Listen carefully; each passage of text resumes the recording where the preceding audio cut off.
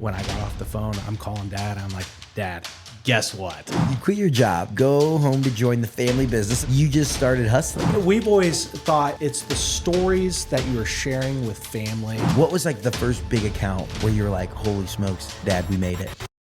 From South Bend to Evansville and everywhere in between, this is Get In, the show focused on the Hoosier State and the incredible stories happening here today. I'm Nate Spengel, founder of Get Indiana, and I will be your host for today's conversation. Mark your calendar, we're headed down to Brown County on July 26th for Hard Truth Bourbon and Barbecue Festival. Get ready for a smoky, savory, and spirited weekend at Hard Truth in Brown County. Join me at Hard Truth Distilling Co. the weekend of July 25th and 26th for an unforgettable celebration of bourbon, barbecue, and good times.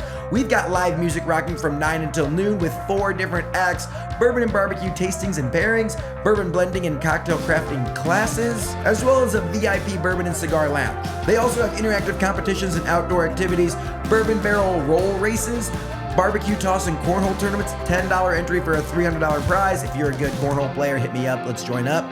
And they have axe throwing as well. Me and my team are going to be down there, and I will be releasing a full weekend itinerary for Nashville/Brown County that is guaranteed to be a great time. Tickets for the Hard Truth Bourbon and Barbecue Fest start at $10 for general admission. That gets you entry in the festival, the live music, and pay-as-you-go food and drink. For $35, you can get the barbecue sampler pass, tastings from all the barbecue competitors, or for $75, you can get the VIP ticket where you get VIP lounge access, premium bourbon tastings, and a guided distillery tour by master distiller Brian Smith, previous guest of the show. I will see y'all in Brown County the weekend of July 25th and 26th. Now let's get into the episode. Today I'm joined by Patrick Howard, co-owner of Bad Dad Brewing Company, a family-owned brewery and pizzeria founded by his father Barry, his brother Derek, and himself. With a mission to bring beer lovers of all generations together, Bad Dad Brewing has become a staple in Indiana's craft beer scene. Since its creation in 2016, the brewery has seen remarkable growth, winning prestigious awards and securing partnerships with major establishments like Holiday World and Splash and Safari. And we're going to get into that a little bit later in the show. Today, we're going to be talking about the Bad Dad brand and how they're a family business with a little bit of personality, the growth and success in the competitive industry, and the future of craft beer, and then touch a little bit on fatherhood. Patrick, welcome to Get In. Thank you. Appreciate it, Nate. Man, I'm excited for this episode. I feel like I say that at the beginning of every episode, but I really, truthfully am excited for this episode. You guys are based up in Fairmount. Yep. Correct? Old Fairmount. Grant County? Yes. Right? We are right on the edge of Grant County. We just did a little feature about Gas City, so I've been looking into the county that's James Dean's boyhood home or whatever, right? And I'm excited to dive into all things craft beer and Bad Dad specifically. If you haven't checked out their website, it's a ton of great dad humor, which I truthfully love. I always have some fun little dad jokes here and there. Well, talk to me about like the beginning, right? Like you and your dad took over or started this brewery, and craft beer is very, very prevalent. This was back in 2016. Like what made you guys want to go all in on this? We would brew as a hobby. Specifically, I'd come back from college, brew in Thanksgiving, go back for finals, come back for Christmas, and it'd be ready. We did that for 3 or so years, and right after that, he decided, hey, let's open up a brewery, basically as a waiting room for our restaurant next door. Okay, so you already had a restaurant? Yes, my mom owned that. Okay, and is that the pizzeria? Yeah, no, that's actually a completely different thing. We haven't talked about that. It's called Grains and Grill, so it's more of an upscale restaurant, steakhouse. Okay, wait. So your mom runs. You guys are a family of hospitality. We're a family of entrepreneurs. Okay, so what was the restaurant that your mom owns? Yeah, so it's called Grains and Grill. It's more of an upscale, full bar restaurant, wide different menu options, really fantastic food. I'm extremely biased, and I will tell you that about our food.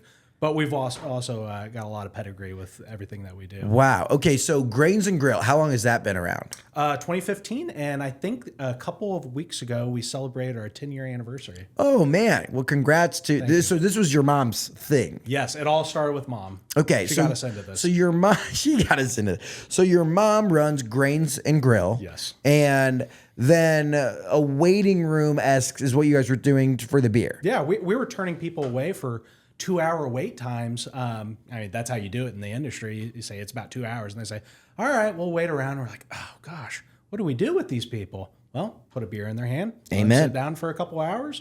Everyone's feeling pretty good.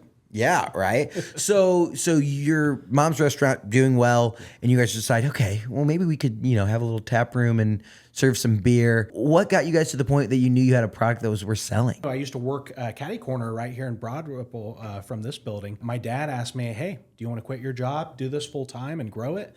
And that was in 2017 of the summer. I said, absolutely. I'd love to be my own boss. It really just kicked off from there.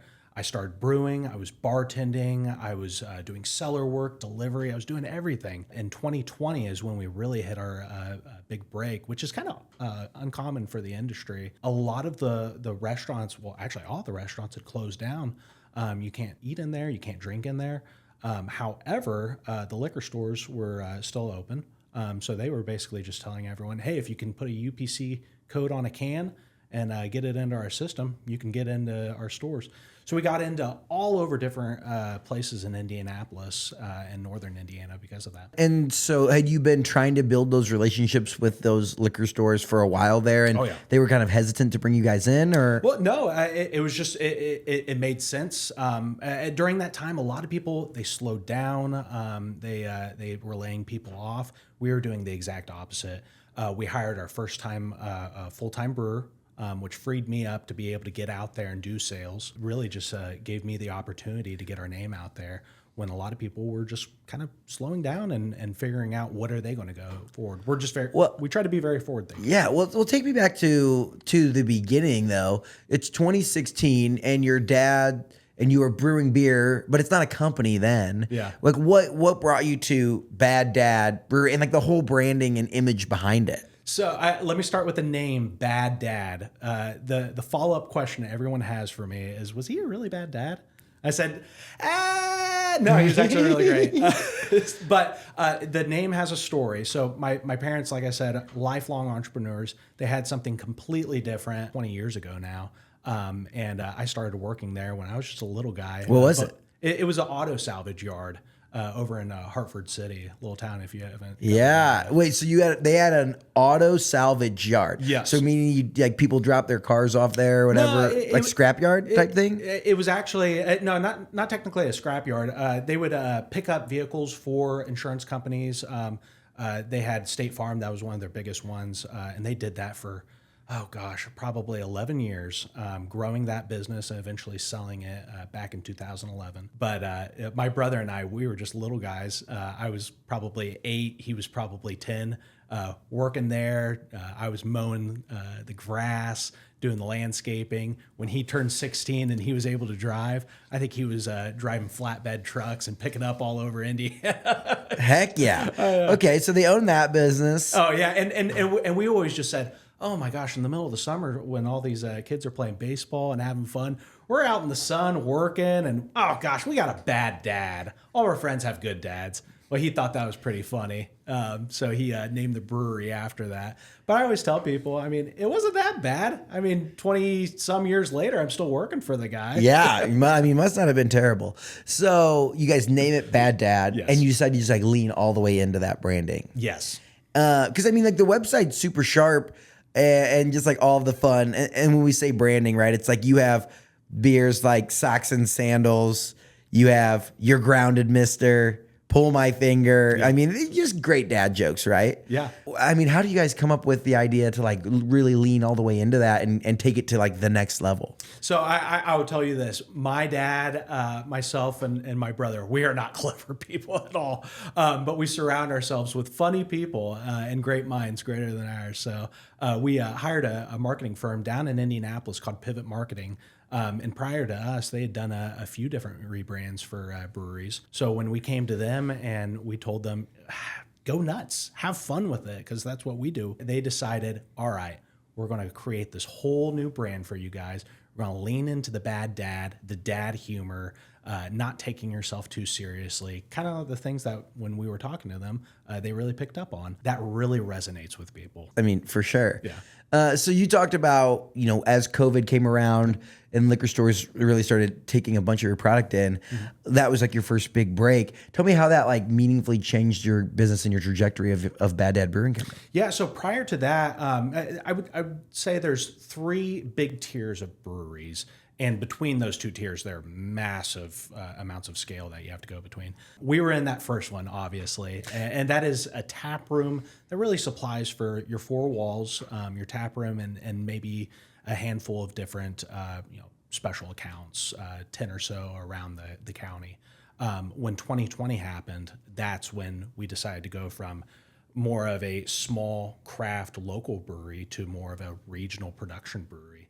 So we started canning. Did you have to get your own like equipment and facility? Yeah. So we have our own building in Fairmount. It's a old John Deere implement store. Lots of history in that if you want to go into that. Yeah. And around that time, we had to scale up our equipment. So we went from a 10-barrel system to a 15-barrel system. It produces a lot of beer. Like, give me put that into example. Like, how many 6-packs are you getting from the extra? Oh, don't make me do math. Oh, is this supposed? Like, No.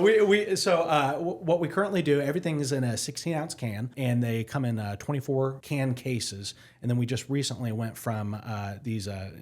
If you've been to like a Total Wine or anything, you see the breweries that have like a plastic cap on it. Yeah. Pack Tech. We just went from that to boxes. So yeah, and it gives us so much more real estate to really sell home the brand. Yeah. Oh my God. Is that like these like graduating stages where it's like we go from because I feel like the true getting going craft breweries, you always see those little plastic 4-topper things on them, right? Yeah. And it's like they have their sticker on. But now you have boxes, so you guys are fancy. Craft beer, it is as much as a lifestyle brand, but it's also you have to demonstrate value. And one of the things that we notice is when you look up to kind of benchmark yourself, what are the other guys doing? Well, everything's in nice little boxes. You go to a liquor store or a retail store like a Meijer or something. Everything's in nice little boxes, and that is something that we decided that's what consumers value. They like the packaging, and it also gives us a lot more real estate. When you guys were going from like kind of like stage 1 to stage 2, what was like the first big account where you were like, holy smokes, Dad, we made it? I would say Big Red Liquors down here in Indianapolis. We got into probably 15 different stores. You walked in there. Like, how do those conversations work? Was it at a time when COVID, we just need supply, or was it like an ongoing process where you had to like finally convince them that you were worth it? Yes. Some places it's as easy as you go in there and you say, hey, I package my beer, and they say, all right, email this person with the UPC codes, the price, and what beer it is, and we'll get it set up. But places like Big Red, I mean, it's you got to do some work. This is a industry where you got to do a lot of groundwork if you want to grow. So it was a little bit more involved. Talk to this guy, talk to this manager, drop some samples off, and then kick it up to the big guy. Besides just the taste of it, right? Because I mean, there's a lot of people who's like, Dad brews the absolute best beer in their home brewing system, and like, it's very special. But besides just overall taste, what kind of things go into from a buying perspective for whether it's bars or retail stores? Product mix is a big one. Price is another big one. 5 years ago, pricing has changed on craft beer quite a bit. Buyer trends have changed. There used to be a time where you could sell $15 4-packs at any time. Lots of fruit in it, and that's a style that's very popular here in Indiana. Over the last few years, though, fruit prices have skyrocketed. Now that same $15 4-pack would be going for $25 in 2025. And it's one of those things where I think consumers are actually gravitating towards more accessible and price-efficient beers. Oh, so do you see craft beer has become a little less craft, or a little less like high quality, or tons of ingredients? I will say off the get-go, being in the craft industry, I hate the term craft because it insinuates that a lot of beer isn't brewed with craft. And I'll tell you, the big guys, they have massive amounts of money to be able to high-tune this product to be a perfect product for what the consumer is buying. We do that too. The craftiness from what we do is it's very small batch. We do things that it's a little bit more out there, and we can do that because we have a smaller system. The craft industry has definitely changed in that the boom that we'd been experiencing really since the 70s when Jimmy Carter passed that law. And what was the law? Allowing craft breweries to, I believe, self-distribute without going through the distribution system, which opened you up to be able to brew and then sell in your own tap rooms and stuff like that. And I'm not a historian, but I believe that's kind of what it was. But over the last 30 years, that's really changed.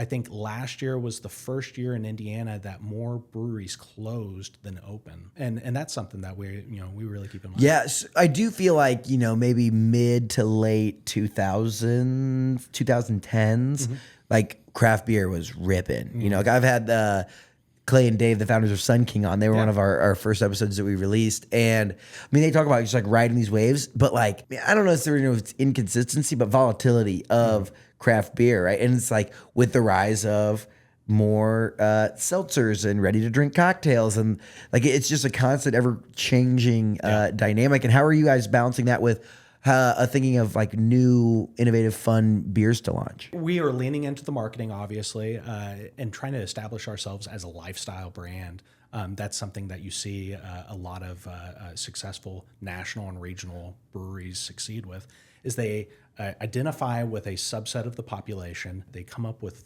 things that really speaks to them. One of the things that I really talk about and enjoy personally is the garage beer over in Columbus. I think the Kelsey brothers, they're doing it right. That's exactly what 90% of the beer drinking population wants. A garage beer. Yes. Amen. Yeah. I mean, truthfully, just something that's light, easy to take down a few of with your boys on a Friday night in the garage. Yeah. But when you look at their branding versus ours, it's very different. They lean into the fun, obviously football dads. Oh yeah, we're very much the average dad. Yeah, I was gonna say, what is you talk about being a lifestyle brand? What is the bad dad lifestyle? We've talked about family quite a bit. That's very important to us. The bad dad lifestyle is being a good dad. Yes. Well, we've always thought it's the stories that you are sharing with family, the metaphorical passing of the torch, and when your children grow up and are of age, sharing a beer with a son or daughter, like that's a very sacred moment for a lot of people, and being able to reminisce on those stories of, oh, do you remember when dad did such and such, or do you remember when mom, or it's not even just dads, it's that less than stellar parental moment that we all get to talk about and laugh about around the table. Well, this is interesting because I feel like most craft breweries have a serious, almost like snobby kind of vibe when you think about, oh yeah, I drink an IPA, right? How do you guys kind of like keep an arm's length away from that, or differentiate yourselves from the like a little bit more uppity of, oh, it's an IPA? Yeah. Well, I mean, I'll tell you this right now. IPAs are our top selling brand. Our top selling beer overall is called Tapestry of Obscenity. It is an IPA. I drink IPAs. I like IPAs, but they're not my favorite style. But to get into more of like, how do we distance ourselves from that? Well, I think we just keep ourselves grounded. We brew beer. Beer's been the drink for the common man for a long time. We're not brewing high art. We'll brew some things that we put a lot of heart and soul into. Big imperial stouts where we're adding all sorts of fun adjuncts, coffee, cocoa nibs, vanilla. We'll barrel age it. We did one that was barrel aged in maple barrels, and that is super crafty, right? But it's fun. We don't try to make it something that's going to be an art gallery if it's the label. We want it to be relatable, fun, and hide some Easter eggs on our labels as well. Oh, we have dad jokes on all of them. So. Do you have dad jokes on all? I love that. So you talked about Big Red being kind of like that first break where you're like, oh man, like we're kind of rolling. Yeah. As you kept adding and kept growing, what were a few more of those moments where you're like, holy smokes, like we've made it? So Total Wine, they opened up one store in northern Indianapolis, and then a year later they opened up 4 more. That was a huge one for us, and they're a huge account as well. We're in basically all the major liquor stores in Indiana at this point, but getting up into Fort Wayne, growing into South Bend, and then in 2023 we were approached by a distributor, which turned into 2 distributors. And now we're distributed all over northern Indiana with our partners, Indiana Beverage and 5 Star Distributing. Oh, man. Yeah. So, and before it was all self-distributed, so you were just ripping around up to Fort Wayne, South Bend, Indianapolis. I had help. I've hired a few people over the years to help me grow, take orders, grow accounts, manage some of the accounts that I've already made. But I've been here from the beginning. I've grown this business. I'm 31.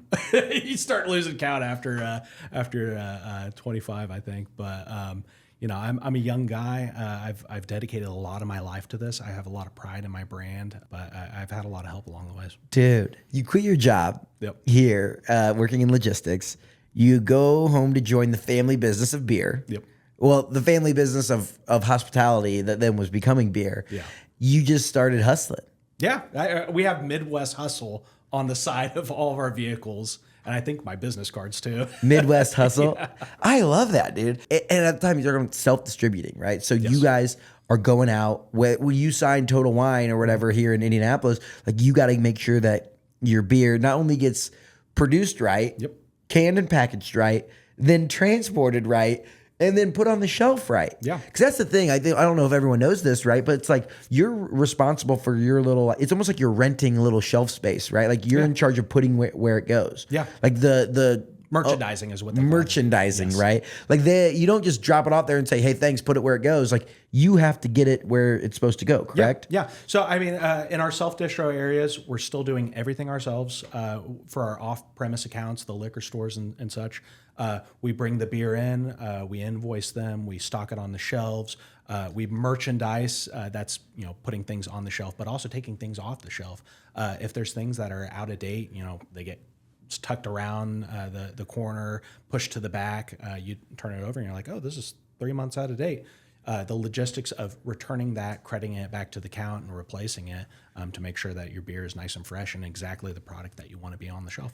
Wow. Like what time do you have to get in? Like, is there like a specific time of day where it's like you're in the mornings, like stocking liquor stores? When I was doing that, and sales rep who's doing that now, he's usually in there around 9:30 in the morning. Okay. So you guys are growing. You're talking about in 2023, you got approached by a distributor. Yeah. And was that like they feel like, oh man, like we've made it. Yeah. Like we've really done something here. It says a lot about what you're able to create when you're approached by a distributor, because getting picked up by a distributor, you have to establish yourself. You have to have some sort of reputation, hopefully a good one, or else they're not going to pick you up. We established our reputation because we were in all sorts of places. We were taking tap handles from people, doing a lot of work to make sure that we're being aware of. How does marketing a craft brewery work, right? It's like you have to convince people that have never met you to buy your beer in a shelf full of other beers that look enticing. Yeah. Like how much of it is like other kinds of marketing efforts, packaging, sampling? Like what do you have to do to grow a brewery? You can't do anything unless you have good liquid. If you don't have a good product, it's not going to go anywhere. People will pick that up. There used to be a time where you could brew anything and you're going to make money hand over fist just because the industry was growing like that. It's not doing that anymore. So yes, you have to have good liquid. Marketing wise, like I said, we take ourselves not too serious. We try to identify with the common person, find those similarities that a lot of people share. Socks and sandals, whose dad hasn't worn those. I wear those. I'm a little guilty on that, but it's a little bit of guerrilla marketing. So we've put billboards all over the place. And if you've seen them, you remember them. Hired a local actor out of Indianapolis, Clint Robinson, and he is exactly what we wanted for our bad dad look. I have seen these. Yeah. Oh, like this big dude. Yeah. The underwear one. I feel like I've seen that. Yes, we are body positive at Bad Dad. We are body positive. Dude, the big dude in so what's his name? His name's Clint. Clint. Yep. And he's like doing yoga with a beer. It's just like he is the essence of Bad Dad. Whatever people want to do at their brewery, that's fine. But we're not going to be doing yoga at our brewery. But we will have fun with it, with our marketing. You going out the case, say kind of guerrilla marketing, right? Because you have to convince one person at a time, right, to like not buy Sam Adams and buy Bad Dad. Well, at a liquor store level, doing lots of tastings. That's how you have to promote yourself. It's grassroots. I pride ourselves that we have boots on the ground. I got people in liquor stores doing tastings every single weekend at Total Wines, Big Reds, up in Fort Wayne. You got the Cap and Corks, the Belmont Liquors, meeting with consumers at their level, sampling, give them we have tidy-whitey koozies. Like that was the genius idea that has sold so much beer. Whose idea was that? No, Who was sitting around the table and it's like, you know what? You guys should make tighty whitey koozies. It's pivot marketing. I'm telling you, I think they just moved offices. Last I knew, they were down in Fountain Square. We just told them, go nuts. You know, there's a limit, and we've definitely pushed back on some of their ideas. But when was there like a crazy idea that's like, I wish we could do that, but we can't? Yes, but the one that I definitely we said, let's lower the shirt a little bit when the shirt was pulled up. We were like, let's lower the shirt a little bit. God, yeah, it doesn't need to quite be a crop top. Brand guidelines need to be below the belly button. Below the navel, yes. Below the navel. Okay, that's super fun, and it's like you're having fun with it, and you're taking away that like almost arrogant vibe that I feel like some craft breweries have. But it's also like it's such an Indiana thing where I like meet all the people who run the breweries in Indiana, and they're like all great people. Like they're all just like, oh, they're very normal, fun, loving. Yeah. Like you don't get into the beer business unless you're a fun person, I feel like. Yeah. And it's competitive, right? Like you think about what Sun King starting 25, I believe, years ago. Something like, I think they just celebrated 25. And they were like the first commercial craft brewery or something in Indiana. Go back and listen to that episode if you want the exact stat there. Okay. But when you're going back, I was talking to the abyss, the fourth wall. Go back and listen, right? You don't have to go back and listen if you don't want to.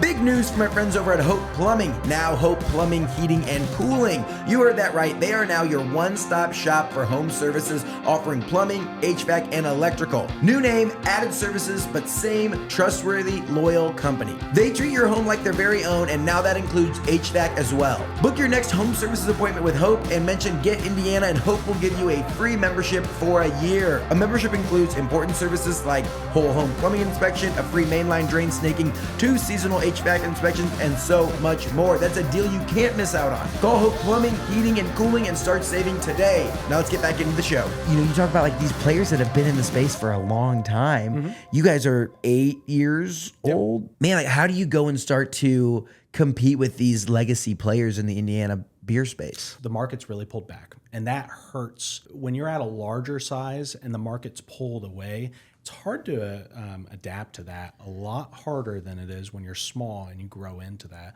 Now, we're nowhere near the size of any of the top breweries in Indiana. Sun King is the second biggest brewery, I believe, in Indiana. Yeah. And then Three Floyds is, they're enormous. They're in a different stratosphere. They're still only in that second tier that I was telling you about, the small and then production and then the national brand. Like Three Floyds isn't a national brand, right? I believe they have national distribution, but I mean, there's a large difference between them and the Miller Coors products.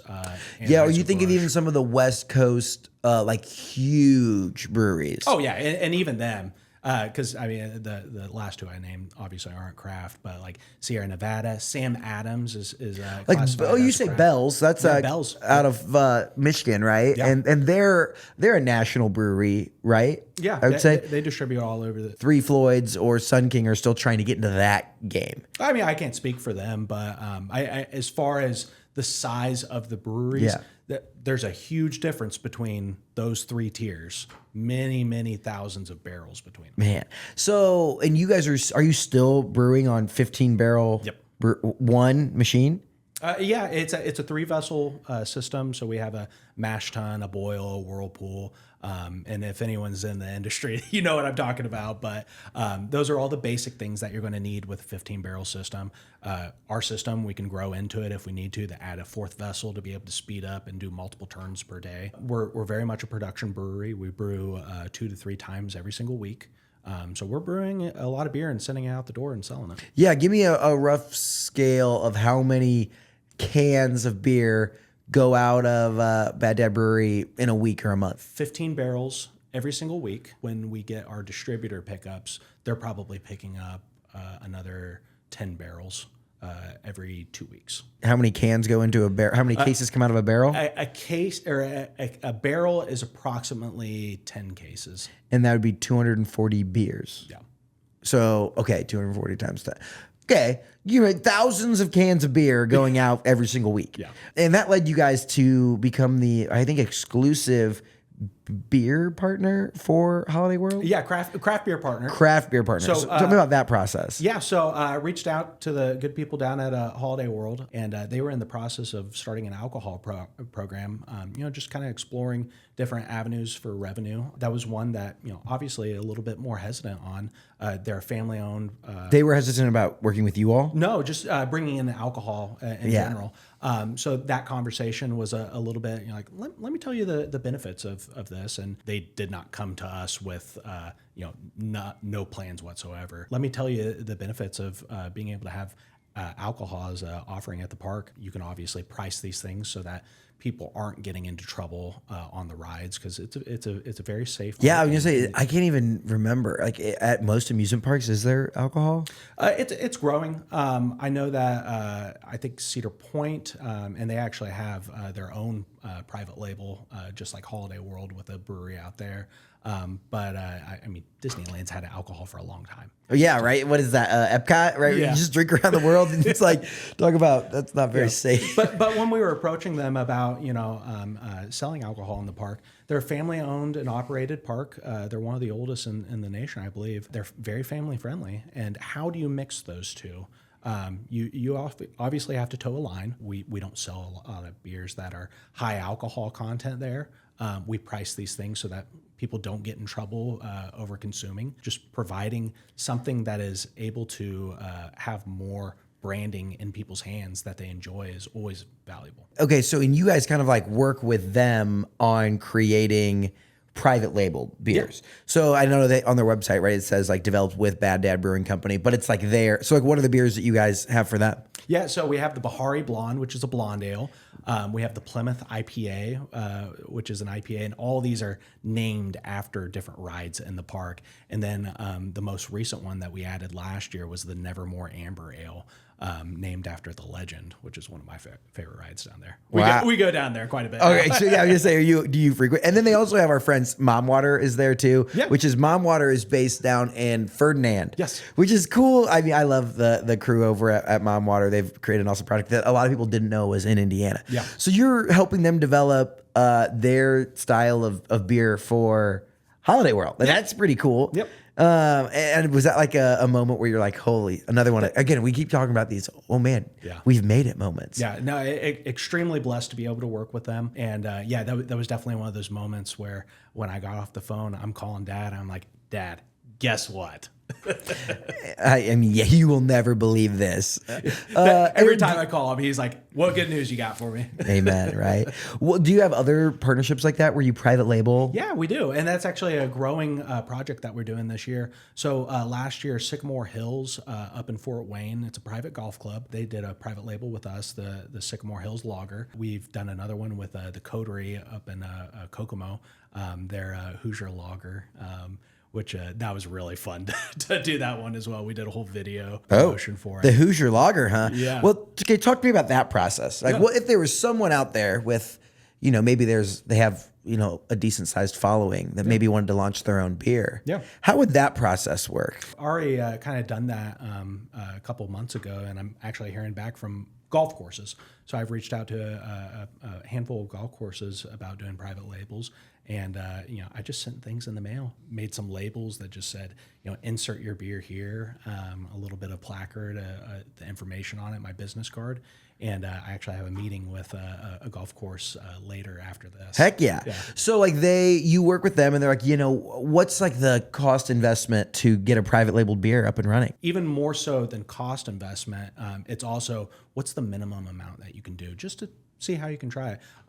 Depending on the beer, it's anywhere from a little under $1,000 to about $1,600. Okay, how many cases? 20 cases. It's 20 cases. Yeah. So we could do a Get Indiana limited edition you could. beer. Yeah. That was 20 what Yeah. But what if you don't have, what about distribution?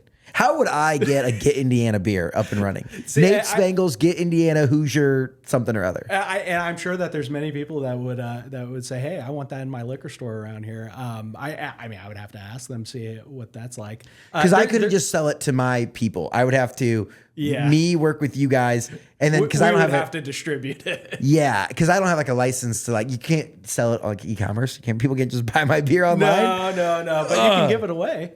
We just give it away. Yeah. Interesting. I have like a vision. Like that would be a really fun thing to do, like a co-branded. Yeah. Like respond to this. Maybe if you would buy a beer that was co-branded between me and Bad Dad, maybe we rip that out in 2025 or 2026. That would be sick. And doing those partnerships is super smart. Like it's fun. Does the liquid change, or do you just like take the liquid that you already brew and then put their label on it? Some of them are like that. Others we've brewed just for them, we have to take into account what that does for production. If we're not doing something that we already make and do a private label for them, brewing something specifically for them, they're going to have to. The minimum amount that they're going to have to take on is a lot more. Does that like affect your brand? We will brew and package this for you. We will even design your label, and if you have brand guidelines, we can take those into account. This is not, in our mind, it's not a Bad Dad beer. We want you to get the most value out of it that you can by having your branding, not Bad Dad's all over it. Now, there are some legal things that you have to do, like above the Surgeon's General warning, you need to have brewed and packaged by Bad Dad Brewing Company in Fairmount, Indiana, because you need to know where it came from. Basically, a lot of the extent of what we have as far as our branding on it, but I mean, that's more just legal disclaimers. Yeah, I'm just thinking through from your perspective, and if you're taking your liquid and putting other people's branding, I just didn't know if that affected like you guys, like the reputation and brand of. I pick my partners. There we go. So when I mailed these out to these golf courses, obviously there's some synergy between dads and golf. If anyone is aware of that, being able to be available at golf courses through these private labels, I think synergy wise, it only helps us. Yeah, that's super cool. What's your like dream partnership for Bad Dad? Can the Colts or the Pacers do one? Yeah. I'm gonna say that it takes time, right? And but just keep working through that. That would be super sick. Like a Father of the Year Colts one. That'd be sick. Another one I would love to do. So I wear my hat when my hair's wet to style my hair. My favorite hat to do that with is the zoo up in Fort Wayne. I love the zoo. And when I have my little one in the next month or so, that is going to be something that we go to all the time. So Fort Wayne, they actually just rebranded. I think it's no longer. It was the Fort Wayne Children's Zoo. Okay. Now it's just the Fort Wayne Zoo. Okay. So the Fort Wayne Zoo, if you want to do a private labeled Bad Dad brew for all the Fort Waynians up there, hit them up. Come on. We'll be at Zoofari here in the next couple of months. Let's go. I love it. When you think of like the rise of canned cocktails, seltzers, RTD cocktails, all the stuff, and like even now THC infused drinks, how does craft beer in the industry continue to catch up to some of that or keep up with the rapidly changing industry? We actually had a meeting with our distributors yesterday to kind of talk about what our goals are going forward. And to be completely honest, the industry is down. It is down, one, because I think the craft beer industry cycle is kind of in that plateau going back down. But just like bell-bottom jeans, they come back up.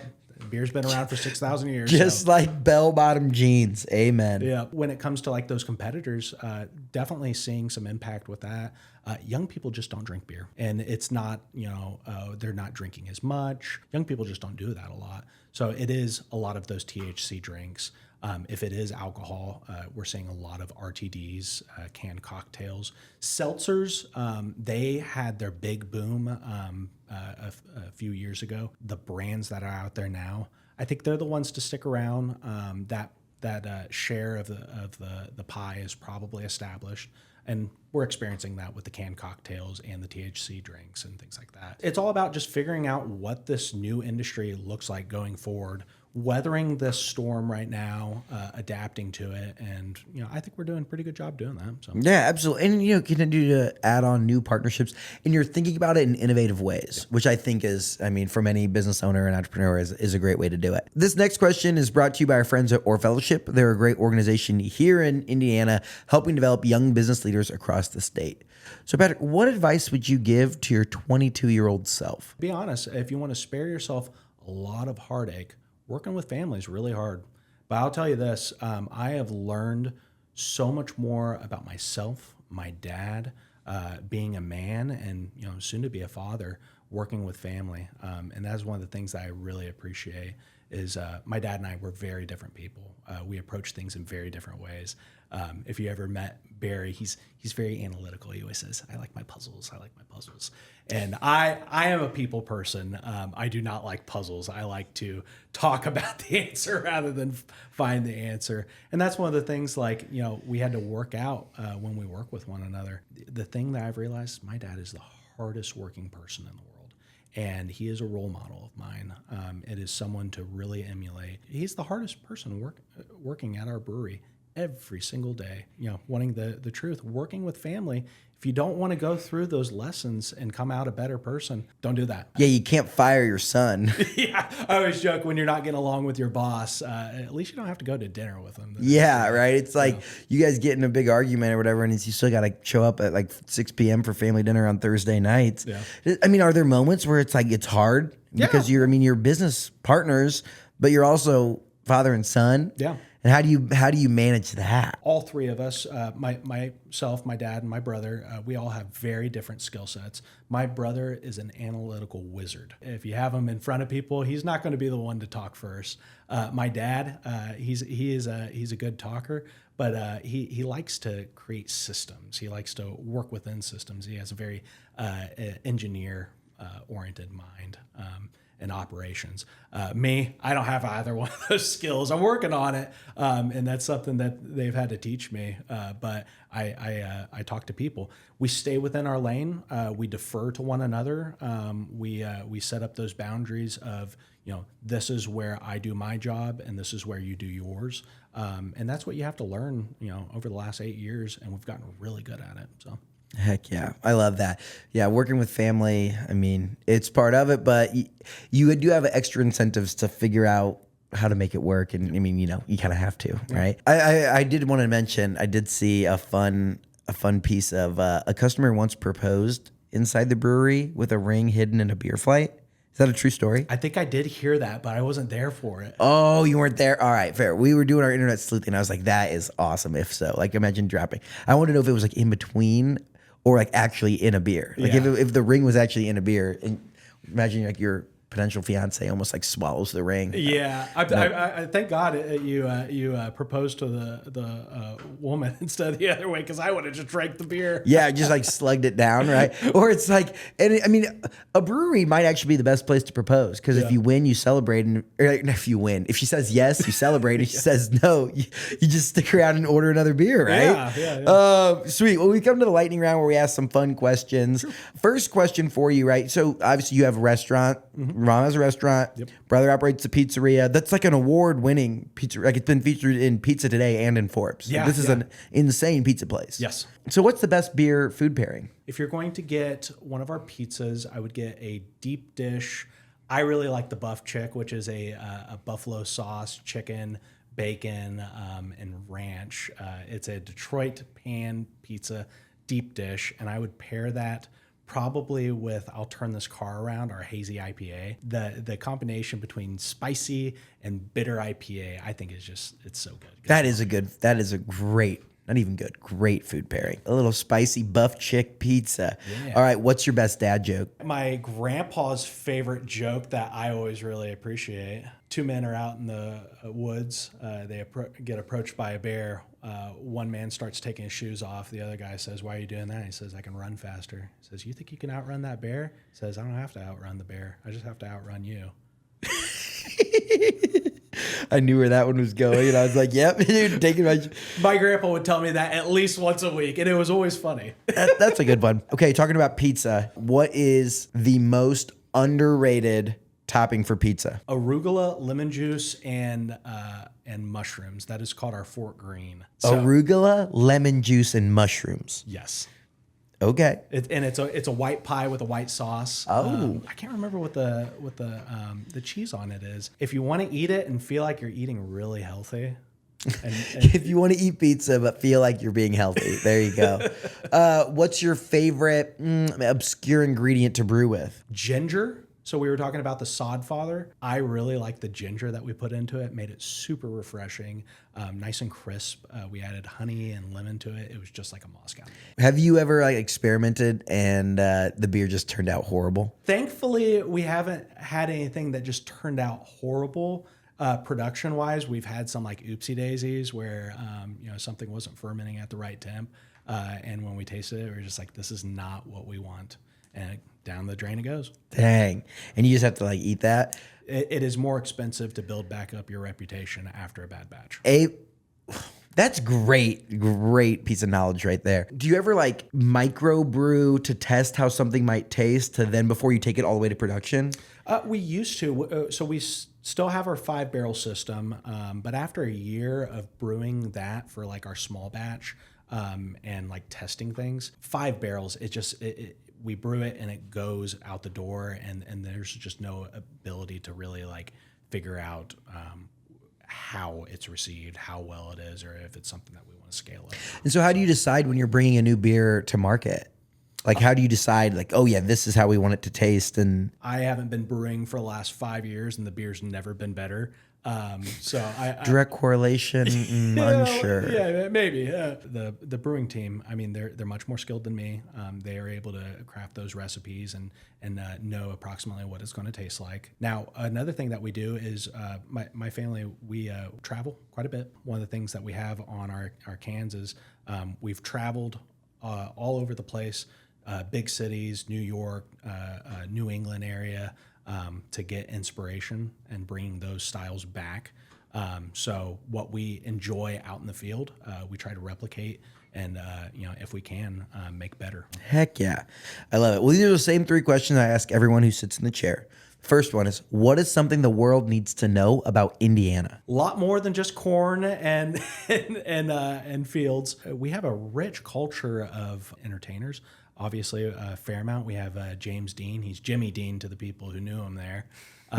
Not to be confused with the breakfast sausage. Yes, but he's Jimmy there. We have a great outdoor scene. I lived in Tennessee when I was going to college in East Tennessee, and I loved hiking. And growing up here, I didn't do any hiking. Down in Brownsburg, great parks. Brown County? Yes, Brown County. Yeah, it's amazing. And everyone comes on and again, it's one of those things where a lot of people know about it, but do they actually go? It's like, you got to go. Yep. Go down to Brown County, hit the trails. It's awesome. Yep. What is a hidden gem in Indiana? Payne's Fish and Chips up in Gas City. Has anyone else mentioned that? No one has mentioned it, but I just put it in the Gas City video. But it's legit. Someone texted me about it like 3 weeks ago. It is the best fish and chips in the state, bar none. Stephen, he obviously a native to the UK, came here, I think, because he loved James Dean, stuck around and opened up a fish and chips place. Wait, how old is Stephen? In his 40s or so. And he just came to Gas City and said, I'm going to start this restaurant. And you'd be surprised by how many expats there are in Fairmount from the UK. What? How interesting. I love it. I'm here for that. Yeah. I've heard lots of people say Payne's is legit.